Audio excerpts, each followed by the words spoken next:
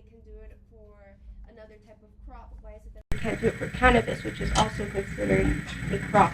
So those are all some conversations. But I will say pros, one that we do have common is that our policymakers do take the time in New Mexico to listen a little bit more to what the public has to say, more than some states would. So that would be one that I could start off with. Do you all have one? Barrier Are of we entry. going to take Barrier of pros entry. or Yes. We cons? had micro licenses for a while, and that was something that recently has bothered me. Like, it went up $1,000, and we went to a hearing and said, this is our social equity part of the bill. This is what's going to keep the craft cannabis person alive. This is like if you want to base cannabis on alcohol or, market, like New Mexico celebrates their craft beer and spirits. And so that definitely, the barrier of entry for me, pro.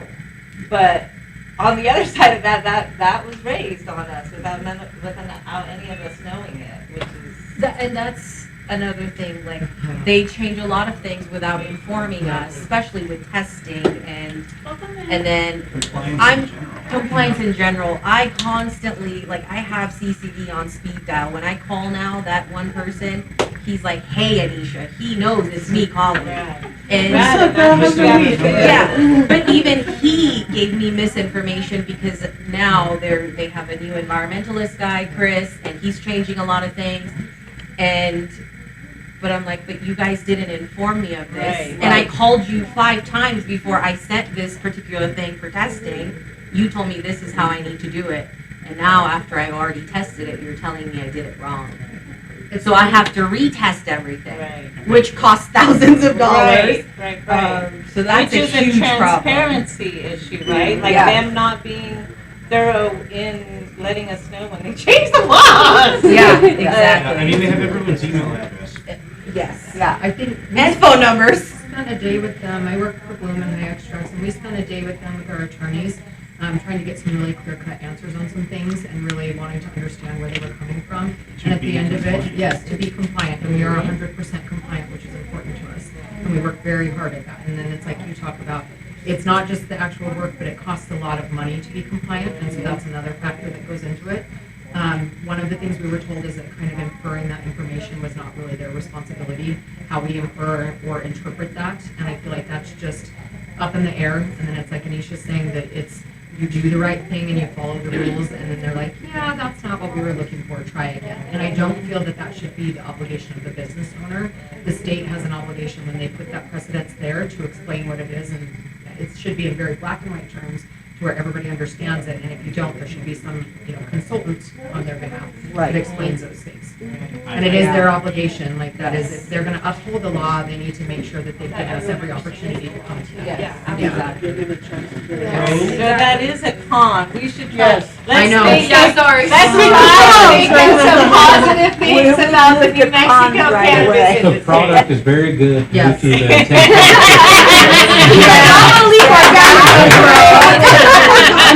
Another example, just to kind of get the ball rolling, another one here was the involvement in the community that we had. We're very deep in there, putting our names out there. Another one, ability of clones for growers. I mean, think more outside the box too. I mean, it's not just to the dispensary. We're thinking everywhere in all areas too. I mean, we had the opportunity to have agriculture people show up to the meeting, and those are people we need. We need that information. Or think of advertising. Make it easier for advertising for cannabis businesses. So, something small sometimes goes a long way. Advertising, it's very difficult. Mm-hmm. I will give a pro. Okay. All right. All right. I'm going to really back on what Tony said, and I'm going to take Yeah, you may want to do the other page. We have how many active storefronts? 688? 680, 660 something. 2.113 million people in New Mexico. Yeah. That's one dispensary for every 3,000 people. So maybe we are oversaturated, but what what it has led to? Innovation. Give me another market with green chili beef jerky edibles. But they took it down. But we had it. We did, thought of yeah. it, They were delicious, right? yeah. literally, we are innovating. That we have gone through phases, and we have gone through, what's king right now? Rosin. Well, just because y'all down south can't move any product over, you gotta do Hey, good for you. Get outside of the box. It's cheap. It's easy. Do it. Outside we're putting donut boxes. I'm a We're kicking fan. in the box. But we have had to innovate. You had to find a way to not go gray market or black market because of obstacles put in your path. We have all faced challenges. We have all used it to innovate. The people that are still here are the ones willing to work for it, willing to collaborate, willing to work together, willing to have town hall sessions to talk about the industry. That is a pro of New Mexico, is that we are forced to be different. We are forced to grow together. We can't grow together. What are we doing? It's great. Very yes. good, very good. What's the state motto? It grows as it grows. So that's kind of what we're dealing with and experiencing right now. And, I think it's a beautiful thing that we have in New Mexico. We've in the medical days, and someone brought this up to me the other day. One of the Dirty 30 guys, and him and I have a good relationship. It's not Duke, don't worry. Sorry, Duke. But him and I were talking, and we had a really good conversation. And he was talking about, from when I went to medical to rec now, I noticed that the packaging is different. It's better. It's more eye-catching. He's like, but mine sucks. He was like, that's something that I noticed just recently, and I think I have to change that up. I was like, you do. And that's something that, the other legacy guys didn't do, is they didn't change anything. They went from a monopolized market to a very competitive market, and nothing changed. The packaging, the product, the customer service, the walls. They didn't even add a picture, to spice anything up. So they expected to do great, but they didn't want to work for it. And that's one thing I have to tell people too. You have to work for it. You have to really want it here. And it's a customer's market. And I really like that because the customer dictates everything in New Mexico. Whatever the customer wants, they get. And to be honest, that's the way it should. But that's my own opinion. Yes, and I want to remind you on that statistic breakdown is that we are from the south, and Sunland Park is like a little Dubai. So we have 3 million or more people in our basin there, from El Paso to Juarez, which we have customers from Juarez. And we have from Mexico. I'm not sure they're not getting it and taking it back, smuggling it back now. No, I'm just kidding. Well, They're legally purchasing. Yeah. They decriminalized. Yeah, they cannabis, decriminalized in like 5 years Mexico. ago. Yeah. So we have that huge, people forget, that is a absolutely huge market of like over 3 million people that are literally as far from us as the desk over there. Sure. So it's like popping, and it really takes creation to be creative and to stay on top of the market, to stay knowledgeable, and because everybody just wants to fly in there and get a 30% THC thing, and we're just trying to, get it back to full spectrum and some sticky, stinky stuff, and get it back there and not just cater because that's all they wanted was that, but that was the storm that hit us. And I think it's true of each of the towns that are border, and we would like to know from you guys how being on the border here affects you. Of course, you have legalization north of here, And West. and west, and Utah maybe Medical. too. Medical. Medical, yeah. So you're not like we are, where we just have red Texas. Well, yeah. I would say that, and other dispensaries can speak to this, but we're starting to get Colorado and Arizona customers coming to us because our prices are lower. Now that is, I don't know how true that is for Western New Mexico because there's not a lot of Western New Mexico cities really close to the border. True. But it is crazy just traveling around New Mexico. You talk about Sunland Park and go to Dubai, and yeah, it is amazing. There's some next level dispensaries. Yeah. Like it's an experience. Yes. Okay? And I was blown away by it. You drive 40 miles north, across Cruces is struggling. Right. Absolutely. 2 separate markets, 40 miles from each other. I had no idea until I saw it myself. I went to Glen Rio. One is the only dispensary in Glen Rio. It's like literally you take 2 steps, you're in Texas. They're doing really well with no population. Jow.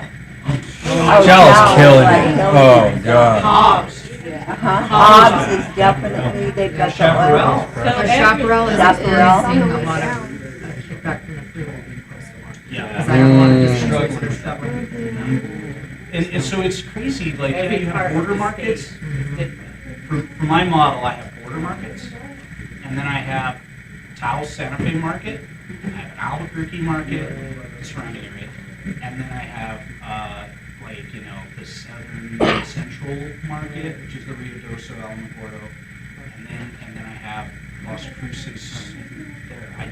It's kind of crazy how we have to evaluate it in our struggle to maintain a wholesale price that's affordable for every market in the state without pricing out mom and pops with delivery charges or minimum order quantity, because I don't believe in those. But this is I want to grow with every dispensary, but it's really challenging when you have multiple different market needs in one state. Yeah. I know, I always feel bad because people always want to get in our stores, and I'm like, look, you don't understand San Juan County. Like, we've had Border Buds is 25 minutes from here. And you're right, though. We finally do have people coming down the hill to buy product, but it's product that there's no margin on. And I think that's why, the lack of enforcement, saturation, whatever we want to call it, it's the same issue. It's what it's created is a hardship that, I mean, if you set one foot in our store, you could take it and put it against any store anywhere in this state as far as the aesthetic goes, and it's still a struggle. And it's not because, I mean, we have nothing but 5-star reviews, not one review below a 5-star. And I'm not an internet guru, so I'm not like scrubbing comments or something. I read computers just looking at them. And so it is a very, very different market, and that's why, trying to find the pros, we'll see. As of right now, it's different up here, and that's why I wanted to invite some of my team members out, because when we're in the legislature, we can't have our Sunland Park goggles on, because that will not last forever. This price war that's happening, the people winning this war, let's just say that we're not all following all the rules. There's people, you skip this, you skip that, you just save millions of dollars. So instead you go take the whole staff of X company out for a fun night on the town. We would love to be taking our customers out to buy drinks. Like, we're not stingy people, you can ask around, but it's not in the budget. And so that's where we see is like the challenges are gonna be finding something that works for everyone, or, lesser players that happen to be in the right place at the right time are going to end up inheriting our stores and the niches that we've built, simply because we didn't have the resources to see it through until the end, whatever the end is. Whatever the end is, yes. And your community doesn't always have the money to spend. And that's why, we're not for caps. But I think, like, if I could say one thing tonight, like what I hope to be a united message is just that either they have to be legally bound to inspect grows before they open, or we need to enforce a hard cap so that way there's no mincing of words, because they already promised to inspect before opening. They've opened probably 500 licenses, awarded 500 licenses since they said they would do that. As a chamber, New Mexico Cannabis Chamber member, we were told that they were already going to inspect prior to opening. That's supposed to have happened. So lack of enforcement. It's lack of enforcement, And they but we have need to to have the solution. We can't keep saying the problem. Right. We have to start coming with the Agreed, because they solution. don't know how to Yeah. make the And it solution. needs to be short and simple. It's simple. You inspect before you award. Exactly. So it's not a cap, no like one's that. shut out. We like You that. just need to have I a like business that. plan, a marketing plan, a security plan. You need to have everything that the rest of us grown-ups have. Right, right. I It's, totally agree. I think we've been talking about that for quite a while. and I agree. ourselves. We talk about, and I just, that's what I figure I realize. It's like, I talk about the problems a lot, but I don't always sum it up in a nutshell of a solution. And that's where I have to give Duke credit, talking with the chamber, we've been beating our heads against different things, and he's the one that suggested that it has to be a guarantee, whether that's changed in statute. So a lot of the problem with our program right now is things are left open to rules. Right. We need to move some of the rules into statute. Right. So that way they are no longer negotiable. Because right now they get to pick and choose which rules they follow, and they don't have to follow them themselves. And who decides that? Every time I've renewed my license, it has been a debacle. Yeah. And this portal is worse than it even was before, and I didn't think it could get worse. And so, It wasn't even working properly. we got the first license in the state. It literally took me a month and a half to do our license this time. I almost used the whole 60 days. Dude, I started the day I could, and it almost took me the entire period. I was sweating it, because I'm like, dude, our license is going to expire, and you won't give me in writing saying that it's extended or something. You're just letting me sweat it out to the last minute. And so that's where they have not upheld their commitments. So we need to sum up what we want in a nutshell. And I've never been a hard cap guy. We're free market people. We're the red dot in the blue state up here. So I call Farmington Little Texas. And we're very pro-business, and we're very pro-competition. We don't want to legislate people out of being able to go elbow to elbow. We're not afraid to go toe to toe, but we need to do it on a level playing field. And that nutshell is inspect before you award that license. You can't just keep scanning people's debit cards and collecting licensing fees and screwing all of us that are following these rules. No, I totally agree with you.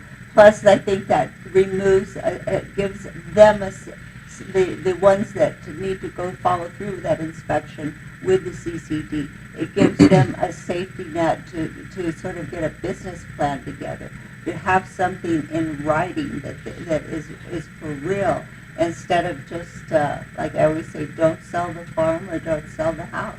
You've got to, it's a hard business, and it's very competitive, and we're a tiny state. So definitely we want to bring this up, because I think that's very important that they follow through on the And if they ask for inspection, an because example, they've already said. for the unique perspective of up here, we all lived through the shiprock thing. So we were privy to what everyone else now is like, oh, did you know about this growing estancia? Like all this stuff that's like news to people. We dealt with our first harvest. If you were buying tubs at the Lowe's, they were looking at you like, oh, you're working with them too, huh? Like they were mad dogging you. You're like, no, we have our own farm. We're on the farm. We're legal. Yeah. Like, it was an uproar because it was such an influx of immigrants into the community, and the product was just overflowing. They had slaves trimming weed at Motel 6. And they're doing it right now with fruit. And they're doing it. So I have heard that they shut that down, but it's taken. That's the example. If they say, why should we inspect prior to listing? Why do you think this will fix it? All we have to say is NNK. That girl out there never had inspection. They don't have a single security camera up. Not one person had a badge. Every sign's in Mandarin. No It's food the handlers. same group that did. It's 1,000 immigrants.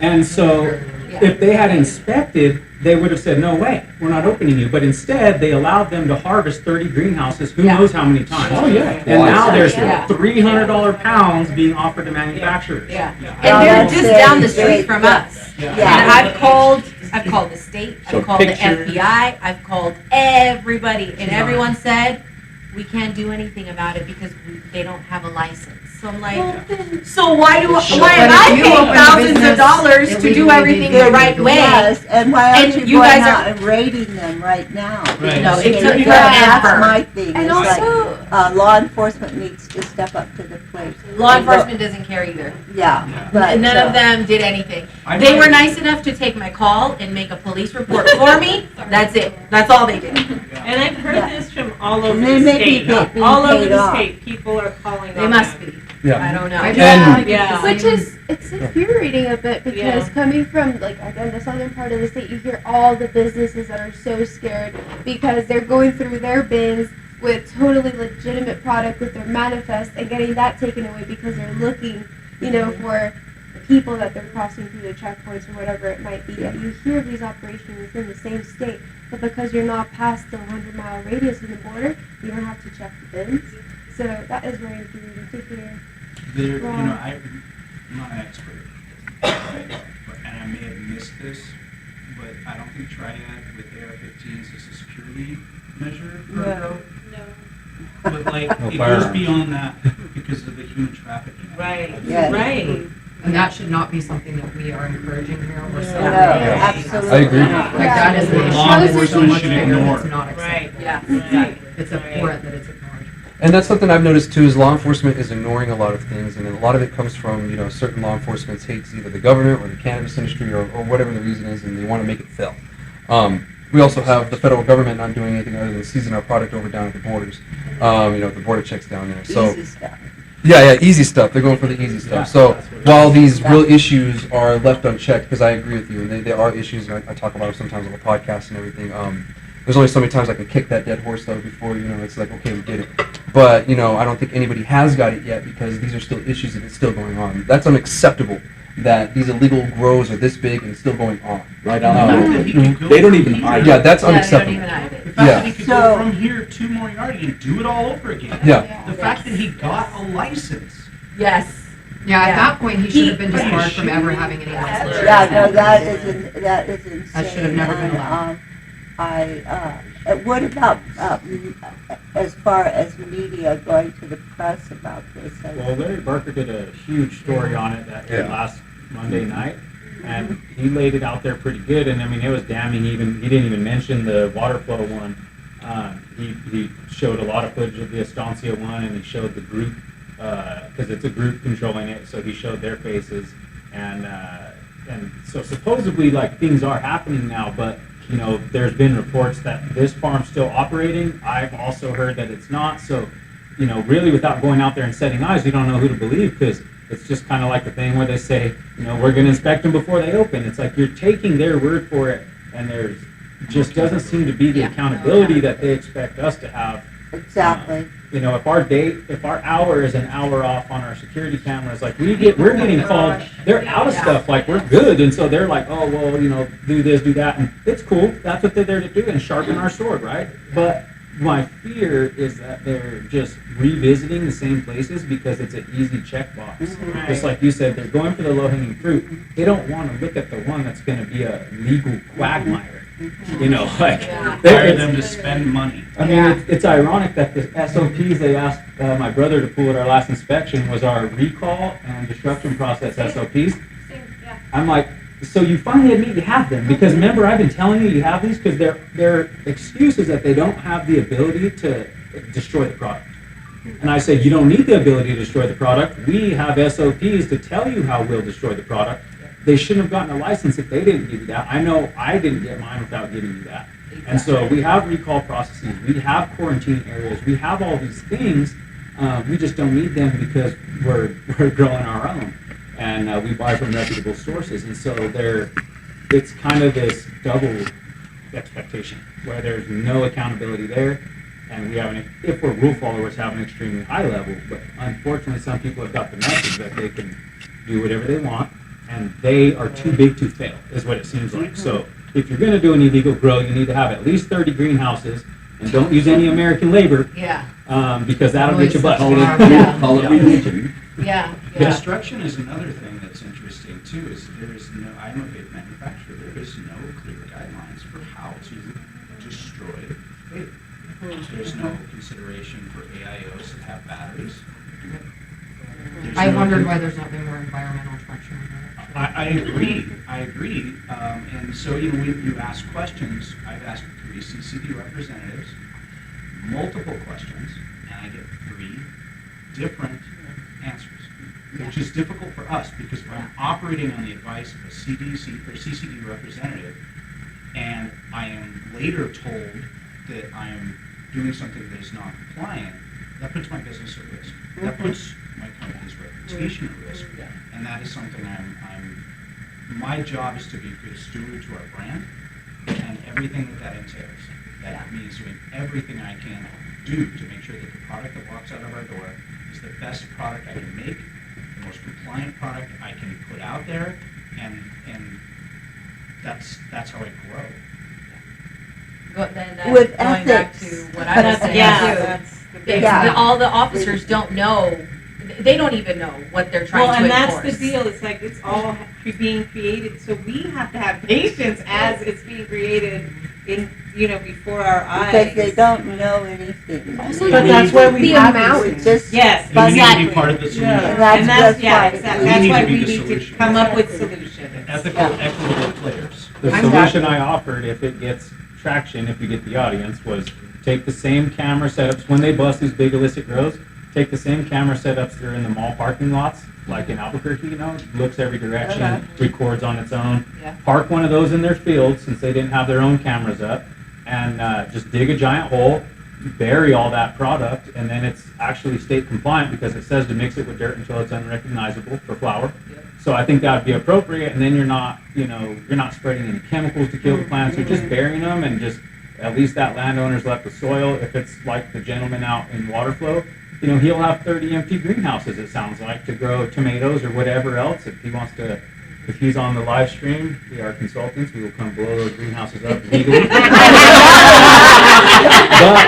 I'm saying, he's gonna have some big greenhouses. I respect Try the not plug. to destroy it. You can't destroy them because that's a lot of intent. There's a lot of that's Right. just pollution at that point. Right. All Right. the plastic that made them. I'm sure they're not beautiful greenhouses, but they're probably workable. Right. And that gentleman probably didn't collect his rent since their business plan didn't work out. And so I think there's a lot of considerations in shutting these down, but to be compliant and to just not have to compete with that product. That's what I'm offering when I get my soapboxes.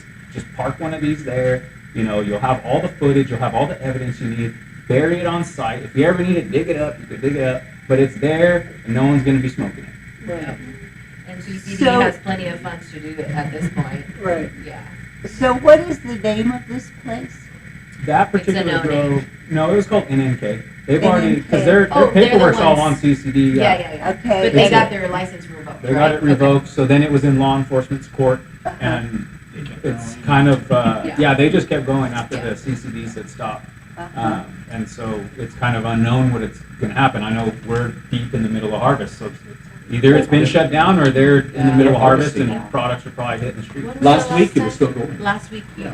Not they have at least 3,500 outdoor plants that are going to be harvested Yeah. any day now. Oh my goodness, and so this is in what area? It's Sewer. water flow. Water west flow, of it's us. water flow, okay. Yeah, I might have to call them.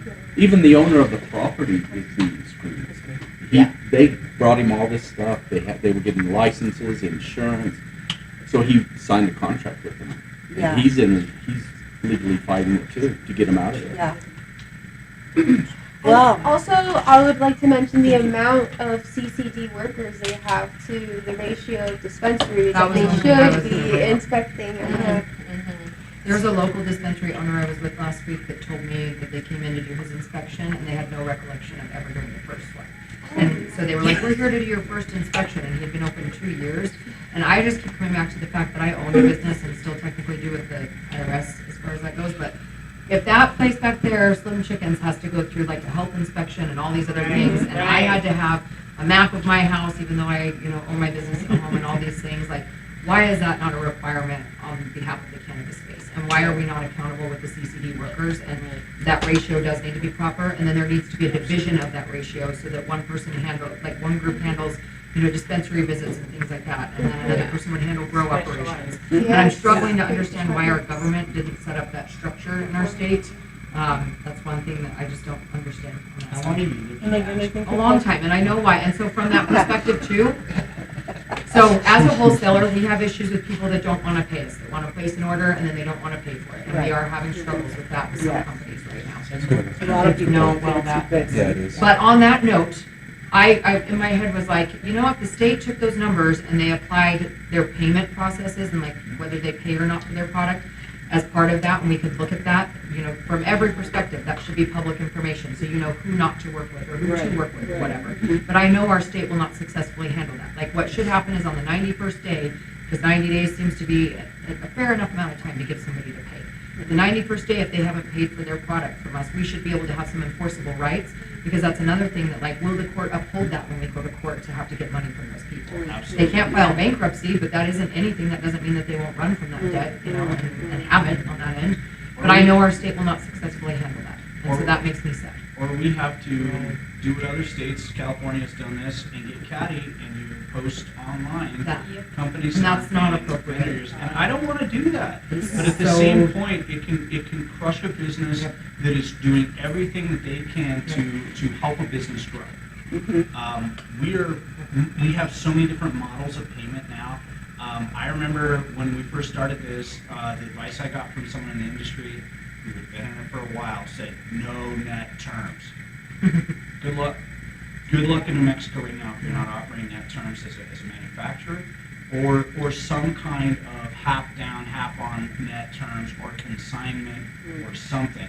And even the biggest players in the state are now starting to do that. But, it's difficult. It's a huge risk with a first-time customer because you can get burned, and we've been burned several times. Even regular customers that can use it. Absolutely. Like it doesn't Yeah. matter. It's I mean, something unfortunate. that's Yeah. unfortunate. It is, and we do really want to help. I mean, you're a customer base, right? If a dispensary's struggling, I would rather them talk to us, see what we can do.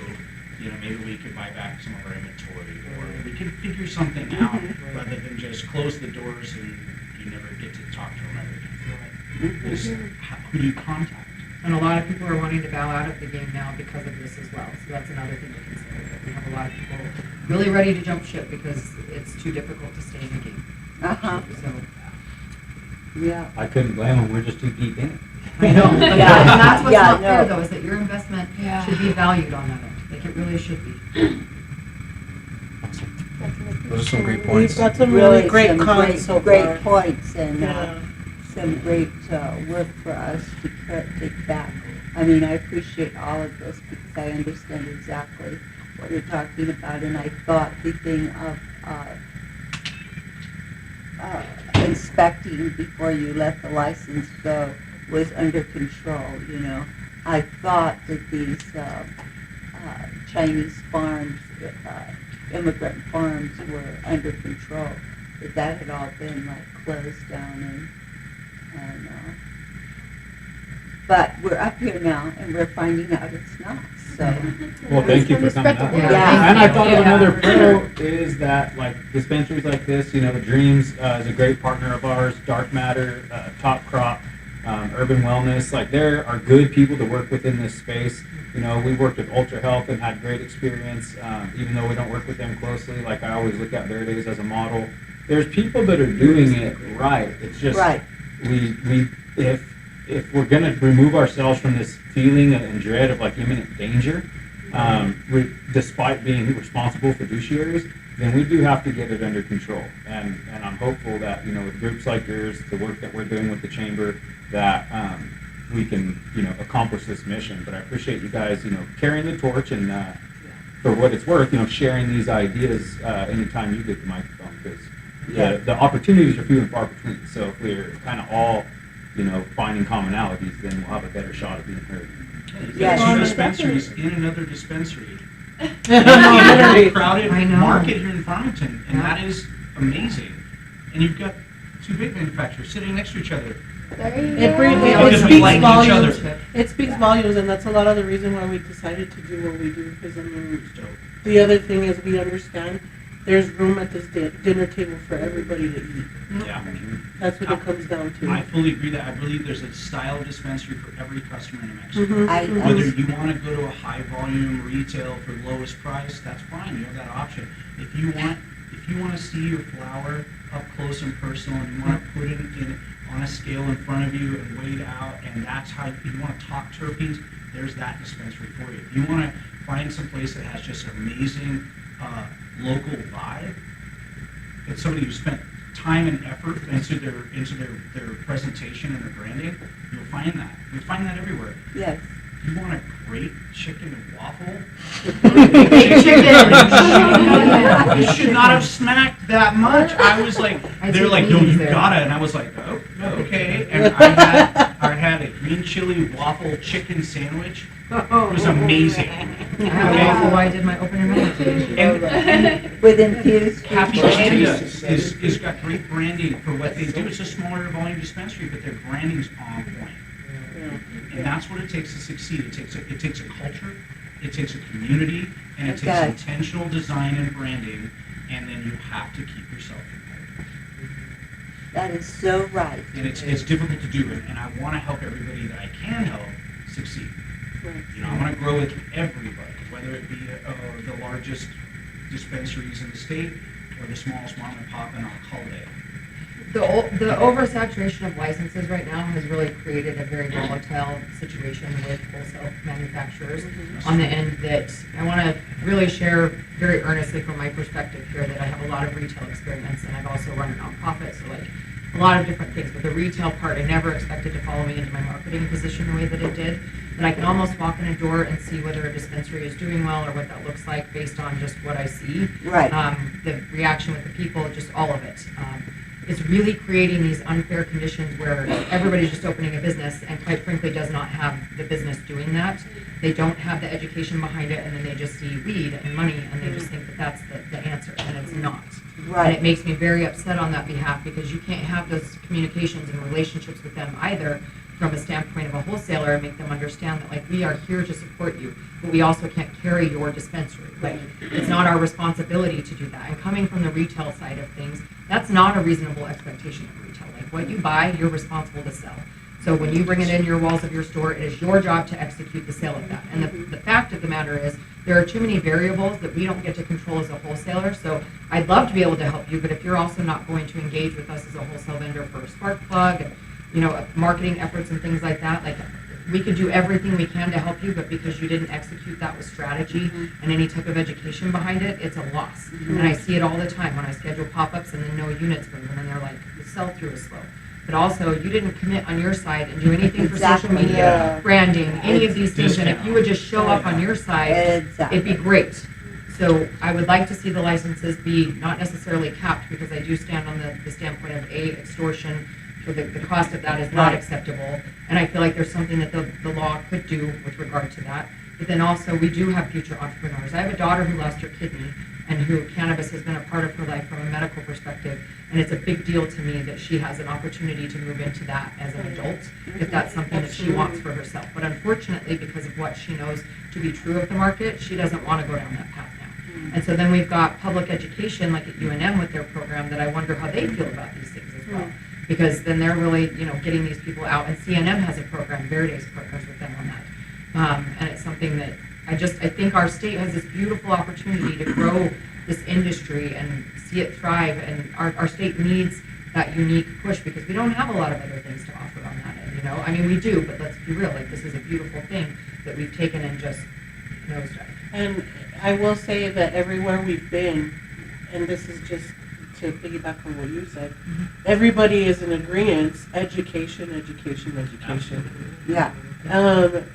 You're But I can't get stores continuously. to want to let me in for education, and we can't educate the public. Like, it's definitely right now. That's been a so hard heavily thing. attached that they don't want any new information. They're afraid of that being kind of innovative take on the educational part that is attached to cannabis now.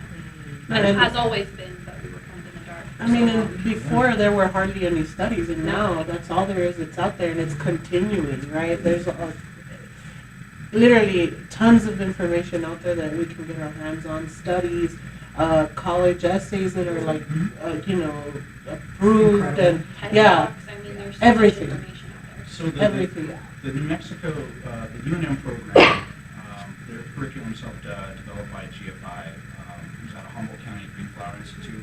I took a 200-hour dispensary associate certification course. And this is doctors and scientists, because Cali's been doing this for so long. The level of knowledge, I don't know, it was a year and a half ago when I discovered that sativa indica really, there's no difference. Literally. And I was just like, oh my God. And then so I had to reevaluate all the strains I like and the terp profiles, and then I was like, I can have anything with this terp profile, and I'm going to have a good experience. And it just blew my mind. And then the endocannabinoid system and how it works and how you can have edible adventures. And yeah, absolutely. The entourage effect is a huge part. Full spectrum and these are the things like black pepper, if you get a little too high. I learned these things from this course. It was the best $200 I ever spent. I have since taken the manufacturing one. I have taken because I'm like, what else can I learn? Okay, and this is just one place. I want to do things for bud tenders to learn brands or maybe another platform to where I can present a little bit about our company and what makes our product a little bit different than some of our competitors. Because I want the bud tenders to understand that. Maybe the largest chain we do business with currently is 120 some bud tenders. I guarantee you next month they're not going to be the same 120 bud tenders. So we can go to stores, we can have conversations with bud tenders on staff and management. We can even go and sit and do a meeting with the entire staff, which is good for that moment in time. So I think on our side, it's important for us to have that education available to the dispensaries. Absolutely. And I want to see In bud tenders be perpetuity. taken care of on that end as well. Yeah, absolutely. Given that education, and I want to see that business thrive so that that bud tender that pays their rent or their mortgage payment doesn't lose their job, because that's something I'm struggling with, like reckoning with as a human being right now. Seeing places close, it breaks my heart when I walk in knowing like that establishment can't pay their bills and likely is going to close, and then that person's going to find out when they just show up to work and the doors are shut. And that's not acceptable. That's not something we should be doing to our local population. So, Yeah, it's very important that the bud tenders be educated for the consumers. Absolutely. And I will tell you this. from a that medical standpoint, it's a responsibility. Bloom Herb, we can spend a ton on marketing, okay? But if the bud tenders don't understand, we don't grow our brand. If the bud tenders are educated, the bud tenders understand the product, they're the ones that actually help us grow our brand and create Exactly. brand trust. Yeah. with consumers. And they're at the forefront of everything. I say that all the time. That's the last stop before the consumer makes the purchase. And quite frankly, most people are uneducated and scared. Oh, to go in the 1,000%. dispensary. I can can't see tell it. you. No, So exactly. you have the chance to sway them left or right. And at least a lot of my passion stems from that, I'm like education all the way, and you can read people, this person maybe is in a hurry, maybe doesn't want it, okay, I'm just gonna plant that mustard seed of information, hope they'll bite, and the next time they'll come around, hey, you remember you were telling me about terpenes? And 9 times out of 10, they always come back asking more questions. Always. For us, education is huge. I tell, my bud tenders, like, yes, I want you guys to make the sale, but somebody comes in and they're asking, I want the highest THC. Why? Explain to them the terpenes, explain to them that doesn't necessarily mean the best thing. Or we also get a lot of elderly customers, so they come in and they don't want to, whatever, they're looking for an alternative. So it's very important for that education for the bud tenders, for sure. To give them the right product. Yes, Yeah, exactly. especially, you don't want them to Have give an something. anxiety attack. Exactly, when yeah. they're Or there. Or a lot of Yeah. people come in and say that. It could be their Ever. first time with an edible or Yes. with a Yes. concentrate, and God forbid they have that one Yes. incident and they're Sure. turned off to it completely and they never want to do it again. Yeah. Our goal, this is medicine for you. Exactly. You're helping something out. We want to make sure that we put the product that you need. That's best for you. And taking more pride in those customer interactions. You're Yes. sharing that information with them. You're helping them or guiding them through that cannabis experience. Mhm. Yeah. Mhm. Yeah, and- Customer service is I- like, I love the destigmatization. That is a pro. yeah. That is an industry pro. Absolutely. Yeah. Especially with, so I'll be 50 next year. I'll be 50 next year. But when I see somebody my parents or my grandparents' age coming to the dispensary, I was so jazzed because they're overcoming so much stigma, societal stigma and misinformation, and they're at a place where they are willing to try cannabis for help. And it is a sacred trust for the bud tender to make the correct Absolutely. product recommendation for that customer, because if you don't, exactly what you guys said, you'll turn them off to cannabis forever. And their word of mouth is going to go far. That's Oh, what it's their happens. peer group. They're going to put it on Facebook. They're going to tell all their friends. But you like, give them a low dose gummy and they Family. sleep through the night and wake up feeling great. Oh. So what did I start with? Strawberry Wilds. 1 milligram. Yeah, With 20 of the exactly. CBD, Yes. you're not going to have a bad time. Even if you don't fall asleep like you think you're going to, start low, go slow. I would have them keep a journal of how it made them feel, because they won't Right. think about it. Absolutely. Knowing dosage is important. There needs to be more medical advocacy. I think that it I needs to be agree. accountability too, from the Absolutely. state's behalf. That would change a lot with education, actually. We've lost a lot going from medical. There should be PSAs on TV and on the internet, just like there is for alcohol. Yes, we That shouldn't be there getting needs to be- censored. No. It's so ridiculous. The censorship. Nobody wants to like, advertise it's- to kids. Well, let's talk about the advertisement Let's thing. talk Where do you about it. guys think that we are with advertising? What can we change to make the advertisement landscape easier? You know, I do advertising on the podcast for a local station, and we put it on the air, but we're controlled by FCC. Yeah. But there's still things that we can and can't say. We can't say cannabis, can't say dispensary. You know, we have to. What I try to tell people is don't put cannabis in your business name. That's going to help you in many different places. Huh? Greenery. Yeah, greenery. Yeah. So, yeah. That's what I called it, forever greenery. Yeah, exactly. So, Exactly. but yeah, let's talk about the advertisement stuff. You know, what can we do to improve that in New Mexico? I would like to see it be clarified more because, like it says, you know, no child attractive packaging. I have no idea what that means. I see a lot of stuff that I'm like, that looks like kiddie stuff. You know, I'm starting to get older, almost 40, so I look at stuff and I'm like, that looks very cartoony to me, but it's not being shut down and people like it. And so, like, we've, since the very beginning, developed our brand to be very medical. Like, we've modeled after brands like doTERRA and other things that are health and wellness brands that have been successful.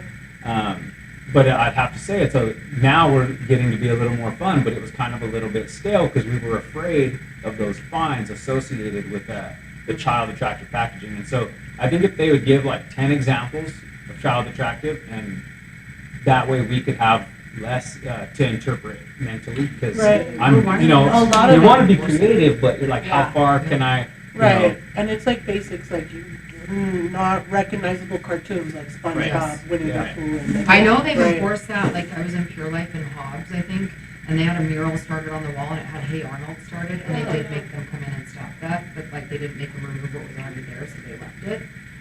But I do think that, I don't really understand why there's not like an enforcement committee that just, there's not that many brands in our state that they couldn't feasibly, you know, look at what that looks like and comb through it in a couple weeks' time. Because I do it every day in my marketing job. Like, I look at everything possible. And so if I can do it, they can do it. There was a And there's mistake- also AI. So. There was Right. a mistake made on Still an not- Instagram profile that we had, and we had to start all over, which is great, because we got to review what we were doing and why. And if you look at our Instagram feed now, it's some about us, most of it's about New Mexico and New Mexico communities and New Mexico vendors, the restaurants, Balloon Fiesta. Like, it's really what we are, not.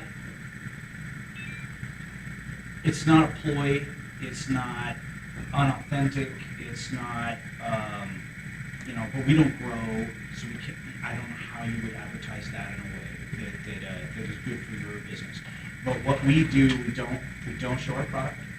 We just show our brand, and we show New Mexico. And we've had to move away from it because we can't risk losing our social media presence again. And a lot of that falls under the fact that it's still federally. Yeah, I have some states. insight on that 100%. we've had to do with that. We had to We approach verify our our marketing Instagram the for same that way, reason. though. You have to pay for Yep, verification. we Well, and here's the So thing, that's a there fee, are and we had to loopholes. jump through a lot of hoops to get it done. So wait, Yeah. say that again, you had to pay for verification? Yeah, so Yeah. I was with Ian, that owns Endo in Santa Fe, and he was like, look what I just did, and he shared with me that he had verified their Instagram, and they were able to actually advertise cannabis and like put up full pictures, and I was like, wait a minute, what?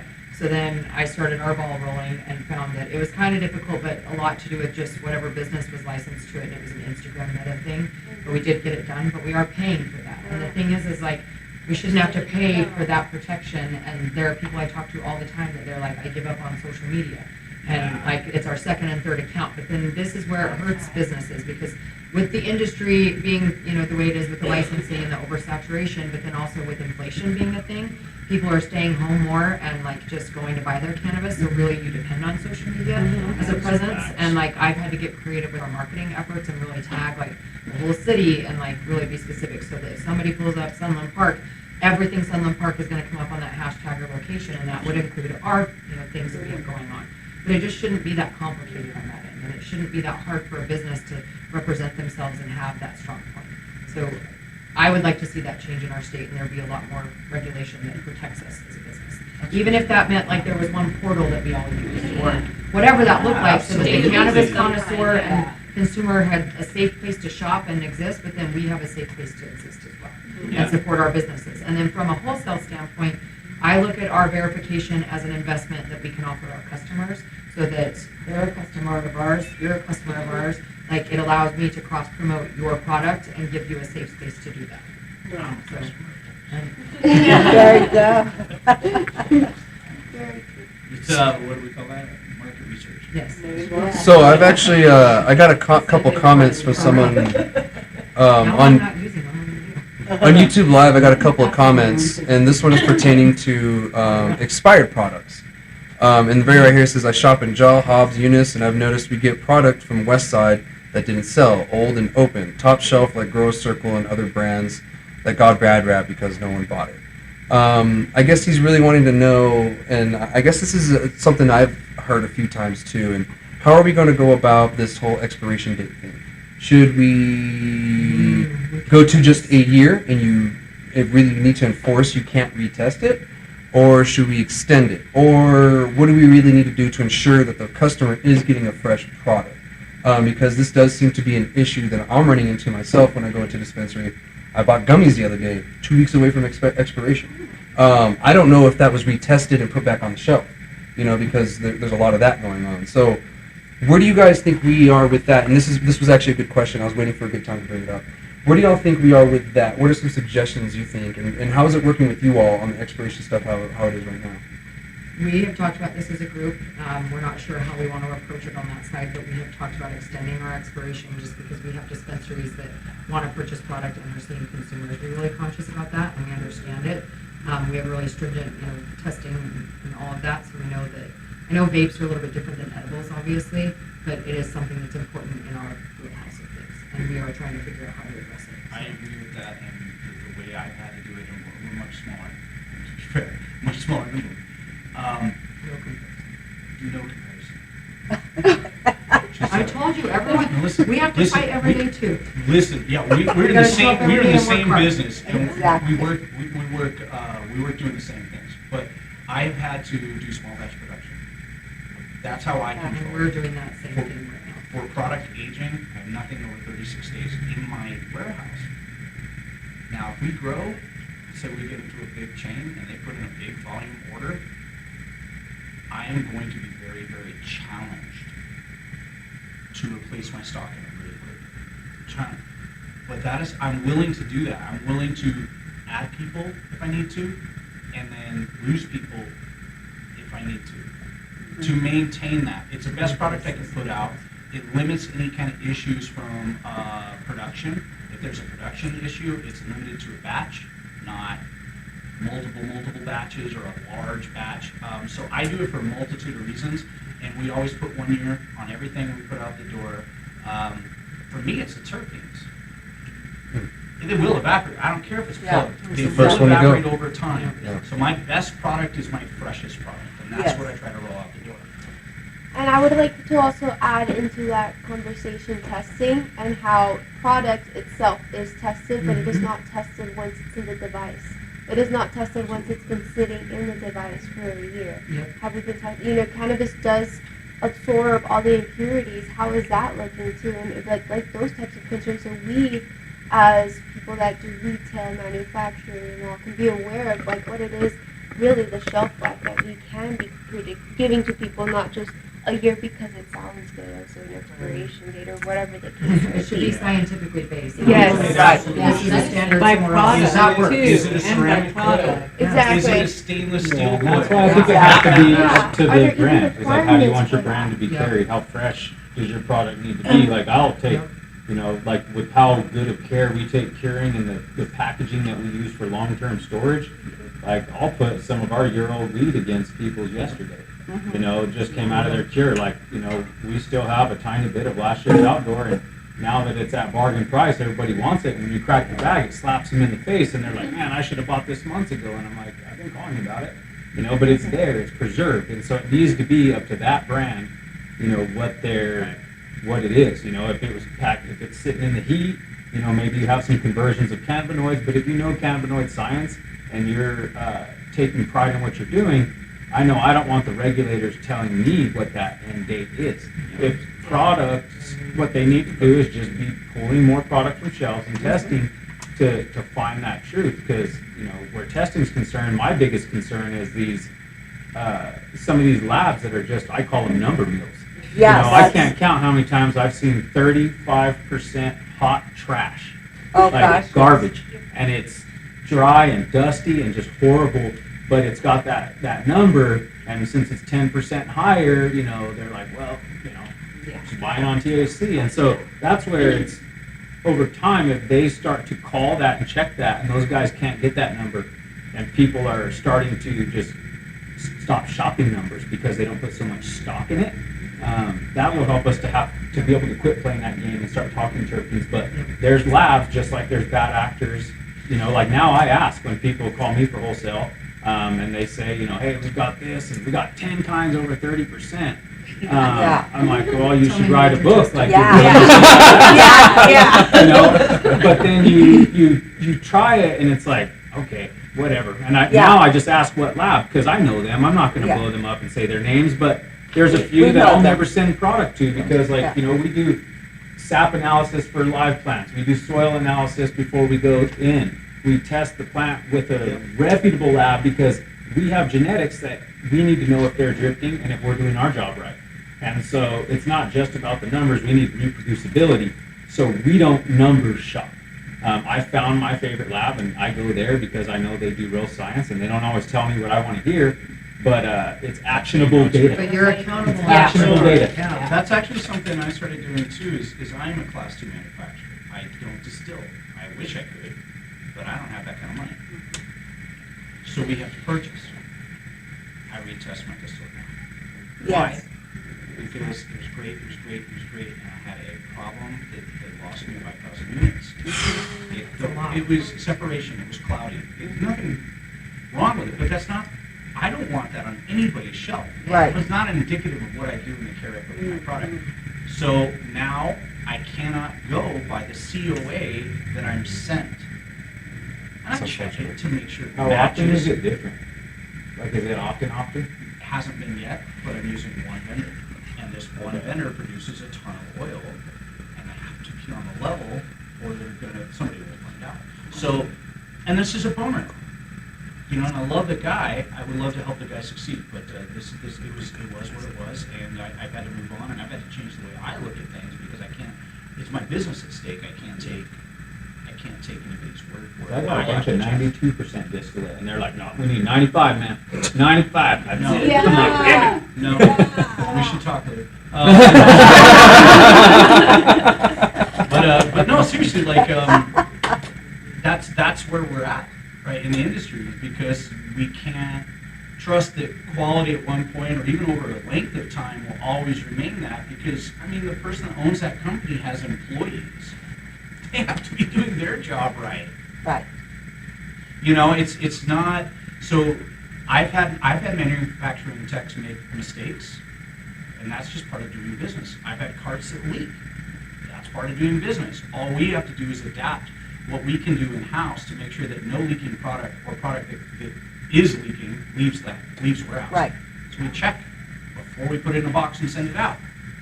That's on us to do. I would love to see that same level of care and transparency on the extraction side.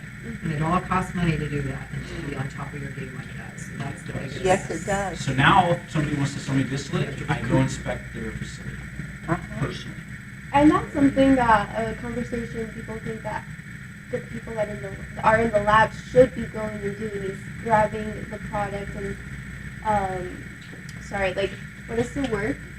Taking a sample of Like the inspecting, product, whatever Sample they from want them. There to you take go. of the product, not having what was sent Love into that. them. Yeah, like going into Yeah. like how they do in California and other Yeah. places like that. Yeah, because Put then it in it's a not a controlled Ziploc, environment. It's number great. it, and They get everything. to choose. You don't go and take them whichever batch you want to take it. So you get tested in a high percent. And also, I think I'm not too familiar in how this works, but I think COA should be sent with every batch, and I feel like that it is simple It to should be be a sending the requirement. same It should COA for batches that were like 2 batches ago. It's not. I mean, even the terpenes. as somebody that does marketing, I would love to be able to be transparent in the advertisement for what top terpenes are and what strain. But I don't want to give out the wrong information because last batch it was these 3 terpenes and now this batch is these 3 terpenes, and then it's like, how is it completely different? And it goes back to, the conversation of what is a true sativa and indica. What was the input material? Right. And if they're only giving you 3, that's your first red flag. Yeah. You know? And And so so it's like, because you got to pay for those extra terp tests, it costs to do that. But it gives you more of a complete picture, and so, and it helps us to know that the lab's not playing games, because we're like, okay, the terpene profile is the same, just sucks that THC is lower this time. So it is what it is, but my fear around trying to implement projects like, they come and take samples, is that it still comes down to the fact that you can lab shop it. How honest is that lab? And so the easiest, most transparent way to fix it is just for them to do random sampling and Random testing. to get there, because if the people that are crooked will call the crooked lab, and then they're going to come and they're going to pick the samples. It doesn't matter what buds you grab; it's going to be 32%. It doesn't matter, and that's the problem. Is not us taking our own samples, because the social media will hold you accountable if you have a brand. But let's be real, the people that are messing this up for everyone, they're the no-namers. They're the ones that are, it's all white label, it's just cheap bulk, and they're doing this, and then they sell it to this guy, and he comes in I'm just picking on people, but he comes into the state in a costume and shows up at a few events, and he's just rebranding Overflow Wholesale. And these types of people, they don't care what it is. They're just looking for that potency. And so we've got to find a way to be solution-based that doesn't cost $1 million, because I know some of these people that run these labs, these results are already expensive. I can't imagine paying them to have their people drive up here every time we need a batch tested. Like, that's going to be a serious logistical challenge. Our state has a logistical challenge. It costs, and they're getting better all the time, but we're starting to use, moth transport for our samples, and that's feasible as long as I get like 5 or 6, but it's not like I can just send one batch. Like, it's not that cheap yet. And so if they're coming up, we're going to either have to wait to test product, like we're going to have to batch their trip, for lack of a better term, instead of testing in real time. And so, I do think it's nice that we can, when I'm making my Albuquerque wholesale run, I can go deliver samples, rather than having to schedule a day where I happen to have 5 or 6 batches ready to be tested. Because sometimes money-wise, we need this batch to be tested now, so we can pay trimmers to trim that batch, that's just how it is. And so, What do you guys think about having a state-run lab? I think they should. They need to have that. To have it. I think maybe I state Maybe lab. that's where all that I think licensure it's money fine. should go. They have State lab, They state, have same one down sample state. goes to, Yes. pick Rio Grande Because it would Analytics take the lab's receptor or whatever. accountability to a whole new level. It goes from them, And and it's standardization. passed along to the state, Yep. and the state verifies the results. And if they have a discrepancy margin, Yeah. because of standardization of equipment may be different, whatever. But yeah, I like that. I really like that. State Yeah. has to pass it off. The Well- only thing I see as a problem for us as manufacturers in the industry, and growers too, how long is that gonna take before you get the results back and can sell your product? Because that is super sensitive for flower. And those are So the state already does that with hemp. So they have the inspector come, they take the sample, put it in an evidence bag, and give it to the farmer, and the farmer sends it to the testing facility. So for me, something like that shouldn't be too crazy, Your because it's, sample represents your whole farm, though. That's what's Exactly. different. Our legal Yeah. definition of a batch is 15 pounds. Yeah. So one row at my farm is typically 5 test samples for that row. yeah. So, our family farm is, I think, indicative of, we're not big and we're not small. Yeah. So, we see things, I understand some of the gripes of the bigger companies, and I see the struggles of the smaller. We have consulting clients, like DB's Organics in the house tonight, where they have 200 plants. So we understand the struggles of the big and the small. And hemp, I was on the hemp board and helped do a lot of those regulations, and that's the difference, is they come out, they take maybe 3 samples from your field, and if it's all one cultivar, then they say, okay, harvest the field, and you're good. And then you do another test when it's done. but you get a quarter representing a ton. Yeah. Instead of us, the number keeps going up, but we're now at like 5.5 grams per 15 pound batch. And if you cherry pick, in my opinion, if we can clean up the dirty labs, the noise will be come down, and then the customers will hold us accountable. They'll be like, man, that's not this, and they are welcome to take their bag that you sold them at the dispo, take it to the lab, and for $20, they will retest that. Absolutely. And so there is, if we could just calm the noise down, if there wasn't so many infractions, I do believe the market would self-regulate to a large extent. It's just so out of whack because we have a bunch of people that never intended to do the right thing.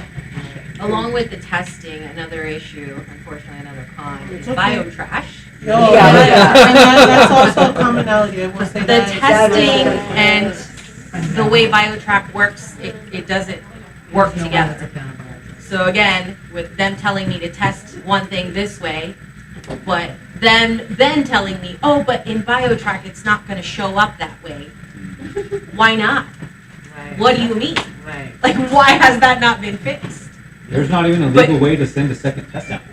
If you have a question, you leave, like we write QA, and I'll take 2 grams to the other lab. But there's no fully honest way to double verify. Because we've had questions like, something popped and it had CBD in it. I'm like, man, we definitely wouldn't have picked that pheno, but we thought we picked a good one.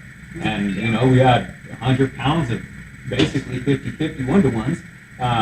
And that sucked. And I wanted to double, check and get new results in there just to verify.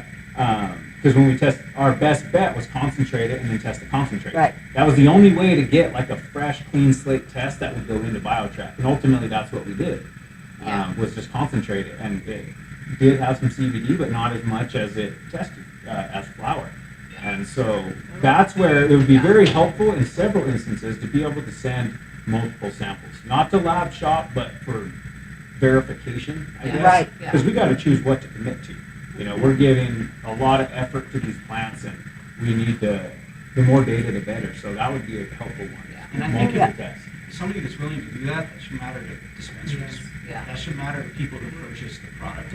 Absolutely. As a consumer. Absolutely. Because if there are people that are not playing fair, unequitable, unethical, right? Inequitable and unethical. Nobody really knows what's going into the body. And that's where the public health aspect of this needs to be, like, there needs to be some accountability on the CCD for allowing us to make sure that people feel comfortable about what they're taking in and what they're putting out. I've tried a lot of different products, probably not as much as some of you guys in here do, but I have a lower tolerance. But I've tried a lot of different products, and I know what I like, and I stay with what I like. I'm not curious, I'm not venturing, I don't want to have a white knuckle grip on my high for 3 to 4 hours because I made a mistake. I have to function at a high level, I got stuff to do, I got dogs to feed when I get home, right? So I can't be incapacitated. So, but I'm very careful about what I put in my body because I do value it as medicine. Right. Right? And I worry about that. I mean, the EVALI scare that went around for vaping, I used to work in the vaping industry, and like, come to find out, it was actually black market carts or the acetate that were circulating all over the Midwest, and people were vaping it and they're not wanting to tell people that they were vaping cannabis because it's illegal and they could get in trouble or their parents are going to be mad. So they blamed it on nicotine vapes. And when it all came out that wasn't what it was, did they go back and set the record straight?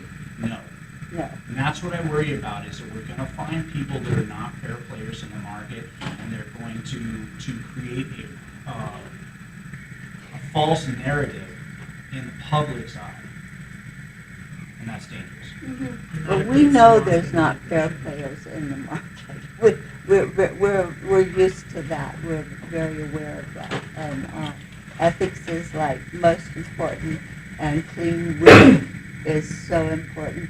And to me, all cannabis is medical, even though it's switched we have two different bureaucracies over at DOH and CCD, because it's for the general well-being of the public to begin with. So I think that it's all medical. We all deserve to have a little medical going on, so, and not be incarcerated for it. That's the reason for legalization. But definitely, I think that this is very valuable because this is the stuff that we talk about. And we talk about a state lab, and we talk about having the state even use the agricultural hemp lab down at the college before we spend more money and out of budget and get a regular CCD state lab going on for verification of everything that of every product. And We could do a pilot program. yeah, That would be a great solution idea. yeah, the point is to, we've been talking about this for a year or two now, and it's something that we want to bring up with the legislators this year of a state lab. It's really necessary, and we do have that one there, and we could definitely start with that as a pilot program until we get a little further down the road, because we have a huge problem with testing. And I was a part of passing the original cannabis bill, and I have been fought on testing forever. And I feel like my middle name has been testing. And I know a lot of producers from the legacy go, oh God, here she comes again, because the cannabis, what are they called, the chamber, they fought too. They fought for their legacy producers against what I would continually try to work out with DOH to have testing, full testing of, I wanted heavy metals and pesticide. So for years, and they were told, they all met with the DOH and they were told, oh no, we can't afford the equipment for heavy metals, and we don't have any heavy metals in New Mexico to worry about. And I go, God, I think we were blown up here with radiation not too long ago, and you can't even go back out to the place where it is anymore for an hour, and you have to leave. And you tell me that, the fallout went to El Paso, and so, we had it up in Los Alamos, too, a Manhattan project. So, and there's heavy metals of all different kinds besides the radiation, but that really coated us down good. And forever I was fought on heavy metals and pesticide, and I have to tell you, for the first maybe 5 to 7 years, they were allowed, the original 7 that came in were allowed up to 98% pesticide into the medicine of the patients. Wow. And when I was passing that bill, I was passing it with sick and dying patients at the Roundhouse that were testifying for that.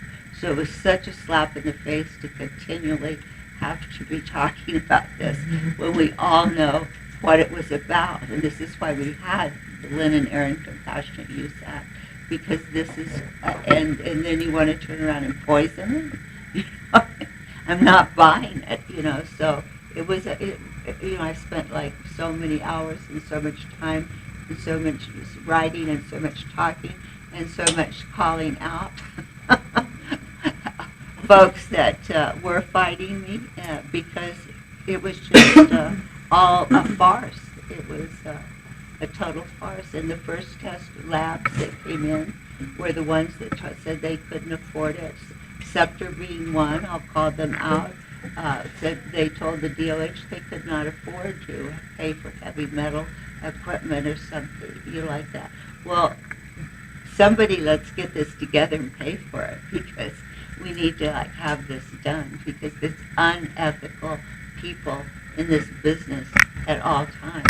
And if you think you're going to lose a crop, you're going to hit it with something to kill those bugs, and not even think twice, especially when nobody's testing for it, are being allowed to test for so little.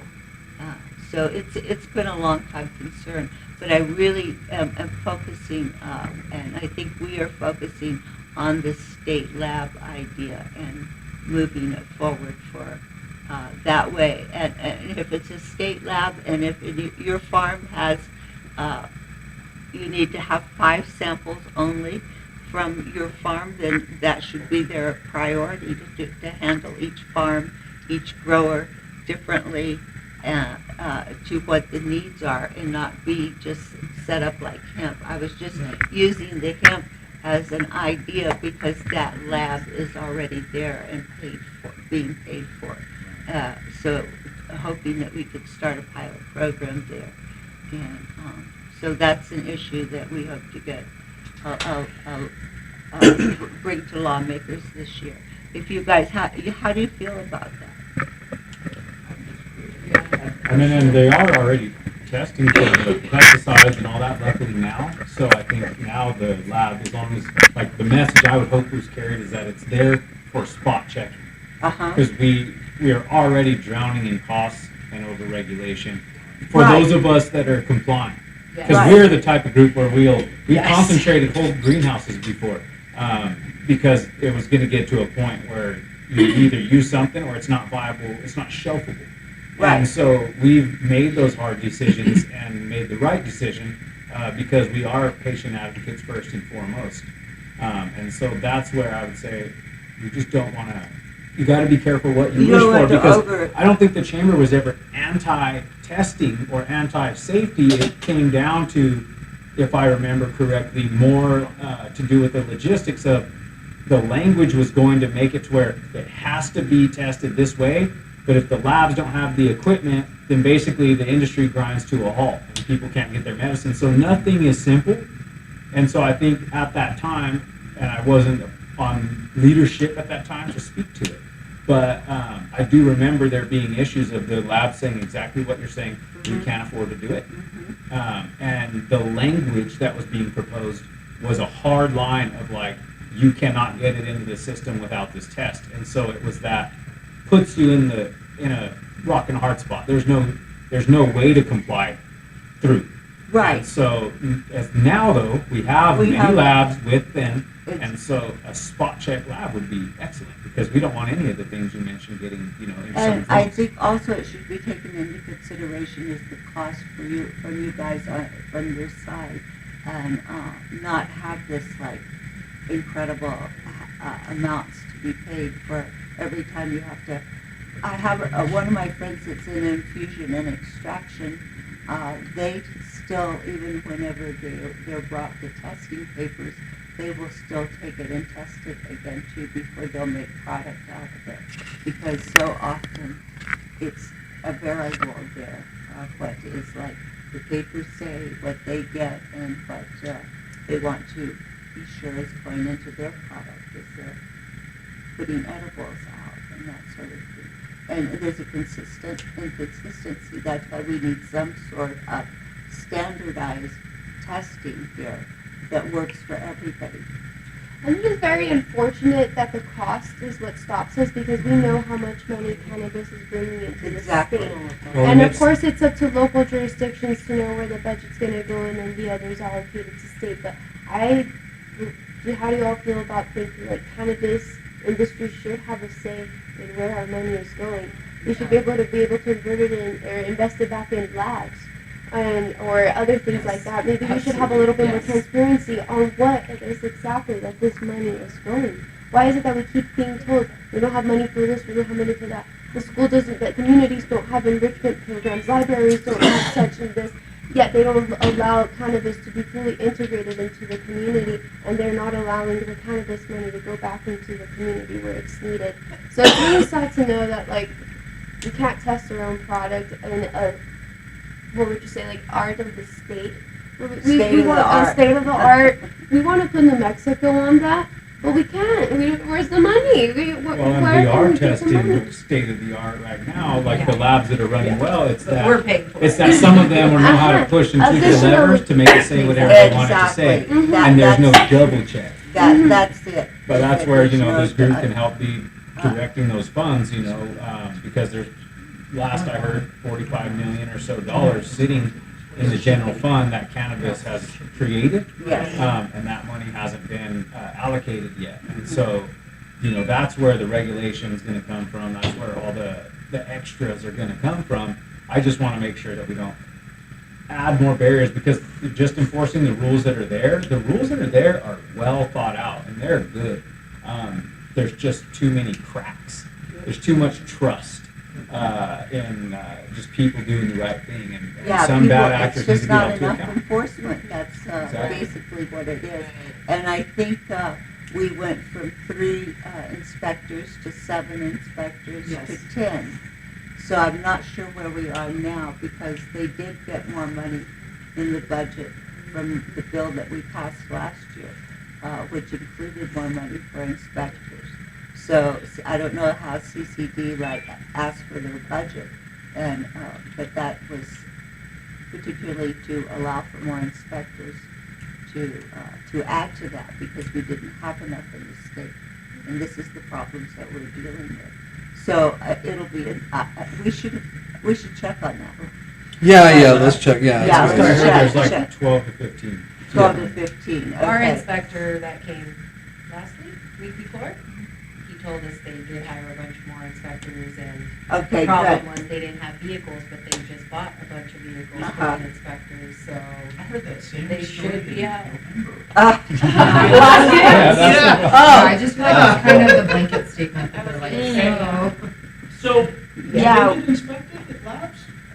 Through CCD? They should. They should be Yeah. inspected Do by they have to the turn in CCD. paperwork to chain of I've custody? heard they don't though, that's the Just thing. asking. Yeah, I don't think How that do they they do. receive payment?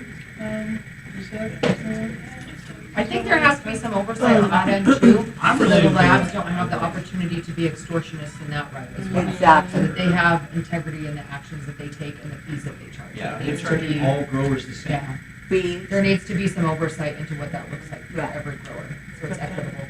Is it harder to test this type of test or this type of medium versus this one? Is there a They should have rhyme to and a submit their reason fee to it? structure to the state. Or is it like, well, you guys send us so much sampling volume, we'll catch you a break on your testing prices, because then again, not Because then it a level also might playing not field be of because integrity. everybody has to. Exactly. It's not gonna So, be at that point, I think because transparency. they want you is as a key. customer at that point. Like And you that's said, everywhere, I'm gonna be honest with you, we've heard it all, everybody wants more transparency, so, I mean, I think everyone in the state, so far where we've been, has been in agreement with that. Just to kind of wrap things up, because we're getting close to time here, I think we're actually past time. Were there any other pros that we want to test? Because we got lots of cons.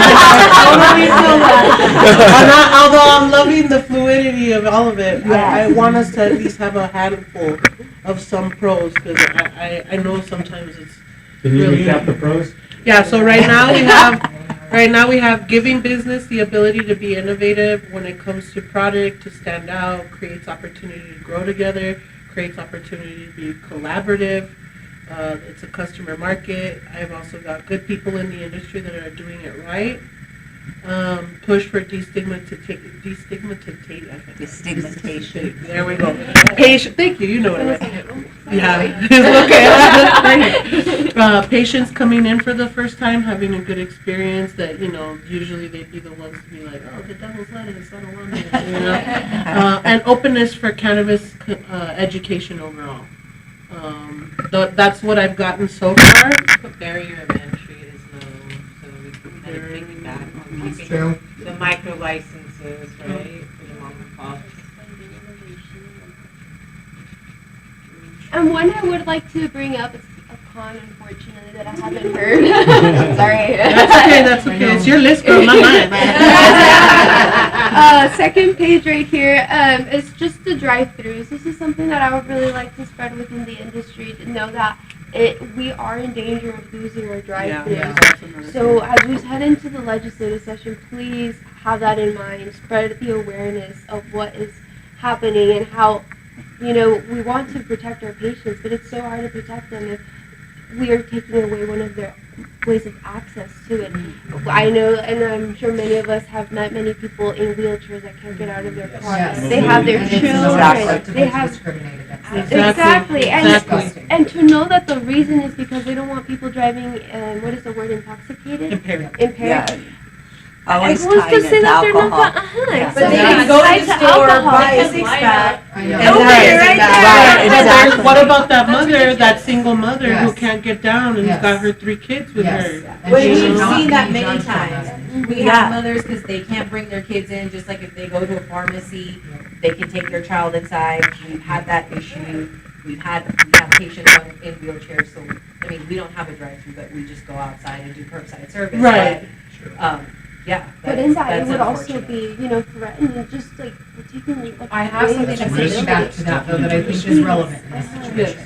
So, our state seems to have a really big issue with, we don't really have consumption lounges in our area, and You like don't, they have the but license we for one, wanted you know what I mean, but that's something that we just don't see a lot of, right? And I also recognize it as being very cost prohibitive for an owner to do that they really, I've done a lot of studies on it, and it really does take a lot to make that worth it. There's a really incredible dispensary, Nomad, in Ruidoso that has an incredible consumption lounge with a hot box room. It's so cool.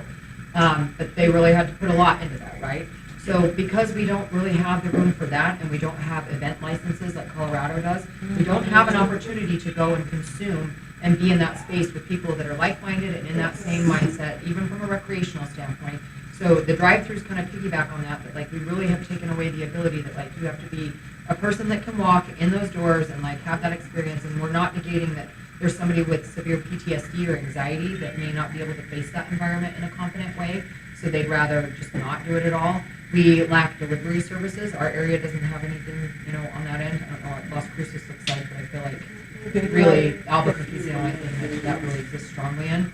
So I would like to see the drive-through stay strictly because we don't have a strong standpoint when it comes to consumption licenses or event licenses, and it's something I face every day in our marketing stuff, and I'm sure you do too, that we get a lot of requests for product to be provided, and like the Disco Pages event most recently was one that at the end of my conversation with Mateo from Stash Box, I could not solidly feel like giving those samples to him would be a compliant thing, and I had to say no. And then it ended up being that the CCD did show up with the state police, and they made their efforts to go through all of that and contact him after I like really raised a stink with them and said like, you guys have got to be compliant, like you've got to get on board with that. And so the state's not really doing anything to regulate that either. So drive-throughs would be the next best solution as far as like, I know it's not an event, but it is a way that somebody can take their cannabis with them to wherever they're going, be it medical or recreational. And I would like to see people have the same rights that they have with alcohol. In our state, I want to throw this in there, we have a problem with alcohol in our state. It is a generational thing, it's an inherent cultural thing, and it is something that I just talked in depth with somebody today in a job interview. We have got to find ways to break those cycles, and cannabis is a great way to negate alcohol being an addiction. Absolutely. And so from our standpoint as a state, I'm very embarrassed that we don't do more on that. I lived here as a teenager and I watched people die, and that was the first thing that I had ever like encountered like that. I came from Wyoming where there were drive-through liquors everywhere. I was born there and spent a lot of my life there. But One thing here- to celebrate though, last year was the first year historically the alcohol sales nationally were down. Yeah. So Here for it. there's a. Absolutely. I kind of want to piggyback on just the fact, kind of like why we do this, and like expecting us to like, we're going to send the messages as best that we can, but we want you to feel comfortable. If you see a senator, you I'm see gonna a start. I'm not representative, gonna lie. I'm talk gonna to start, and I them. will be at the Like, legislative please session. say all these I will. things to I them will. as well. I'm not afraid to speak. We need all of you guys. And I'm not speak even a up, cannabis too. user anymore. So. And the drive-throughs I only want passed to by see one Mr. vote last time, so Really? we got One lucky and we vote. spoke to a senator and changed her mind, and she was the deciding vote. If not, it would have went to Howie. But he would have voted yes for it anyway. But we can't let it get that close. Yeah. Those calls are very uncomfortable. Yeah, we got lucky is what happened. Is we got super lucky. Luckily, I had two other guys, Jeffrey from High Lonesome and a guy I know from Alamogordo from El Lumbre, Doug Dalton. Both came up with me, and we were able to fight it. Imagine if we had 50 100 businesses there. You know, how And many minds that's our we could have ultimate changed. goal, is to get all of us together on the same To page make with advocates. solutions, right? Yeah. And that's why we create that safe space, so that you guys are understanding that there are those opportunities there for you guys. We're just getting the ball rolling, you know what I mean? We're traveling from different parts. I don't know if you guys know this, but Nicole and I are from El Paso, Texas. And we're vouching for New Mexico. We want laws in El Paso to change, and in Texas in general. Yeah. But for us, it starts in New Mexico. You know, and we're And trying Texas to make, needs that. yeah, and we're not even native to New Mexico, right? But we feel that we kind of are, because of the burning passion we have for the same thing and the same reason we're here for cannabis. New Mexico South. Yeah. is all. That's a beautiful Somebody pro. drew a line. Yeah. Yeah, it's a beautiful pro. We've been so welcomed. Sometimes we know that there's a little bit of closed-mindedness, like if you're not from New Mexico, like why are you know? But everybody has been so welcoming towards like the group and all, being from Texas or being from here. And we're just happy to be able to integrate with the community and say thank you to a state that provided us opportunity when another one totally shut us out. I'm also Yeah. from Texas, and I came here for And this I've lived there. opportunity. Yes, Yeah. exactly. Absolutely. Yes, Texas. I moved my entire life here for this opportunity. Exactly. And Change the sunlight. I also did want to And we were add. like, yes. He was extreme, eh? I also did want to add, before we wrap things up, I really want to give a huge shout out to Val. If you guys don't know Val, Val is a pioneer. She's paved the way. She's a trailblazer. She's everything under the sun. She's a lot of the reason we're all together here. She has motivated us. She has lit the fire. Excuse me, Mom. Under our asses to get this going. And honestly, Val, I tell this every time, but we love you, and we are really grateful that you And for instilled that those in of us. you that don't know, Val did 2 years in the federal prison for.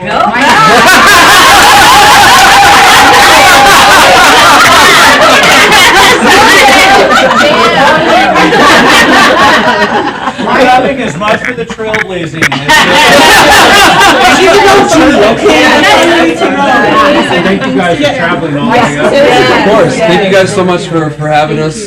Thank you for providing this space, the safe space for everyone to I wanted share. to say one last thing while we're talking about advocacy, as we're ending up with advocacy. Of like coming to the Roundhouse is one thing. I realize how far away you are from the Roundhouse, but I want you to know that your phone can be your best advocate also.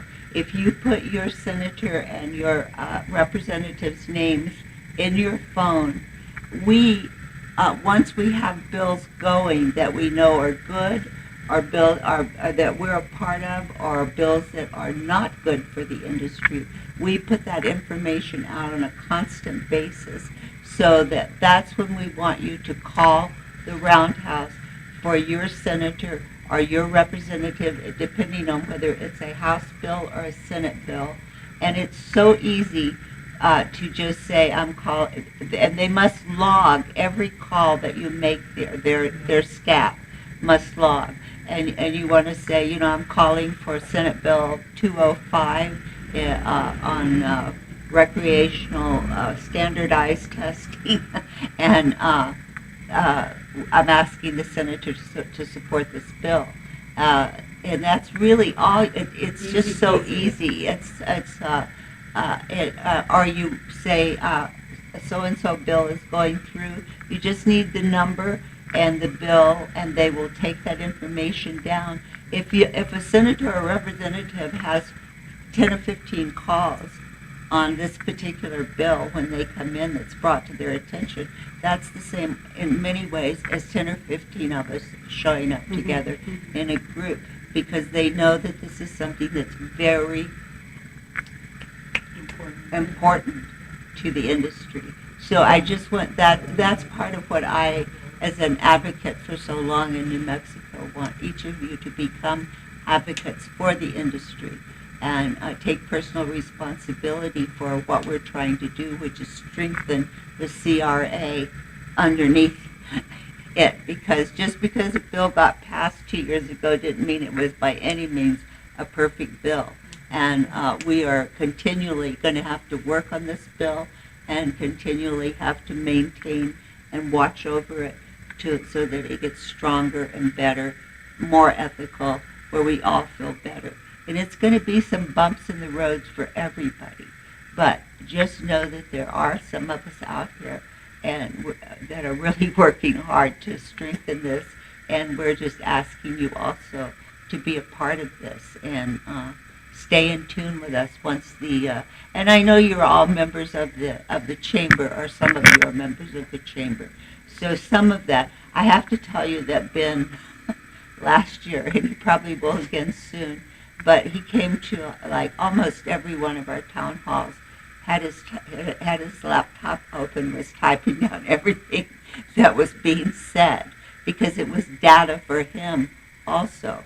And there was a bill that he was a part of creating for the industry that came directly off of our data that we were going. So, you know, we decided that instead of holding the data close to us, it needed to be out there for everybody. So we don't care that Ben is following us around and typing out everything that everybody's saying so he can, like, construct something in his mind, you know. Well, in Ben's defense, these conversations have been being had for a long time.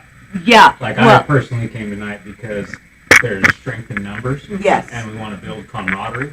Yes. But I can tell you that Ben is a very highly intelligent person, and there Right. was no access to the chamber until Ben became the executive director. Oh, I know that. I personally, as a management company, felt shut out by the chamber prior to Ben taking the executive director role. I even asked him, is this a good old boys club, or is this for business?